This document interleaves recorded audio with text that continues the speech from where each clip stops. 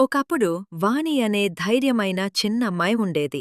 వాణి ఒక చిన్న గ్రామంలో పెద్ద పచ్చని అడవి దగ్గర ఉండేది. ఆమెకు గ్రామంలోని అందరికీ సహాయం చేయటం చాలా ఇష్టం.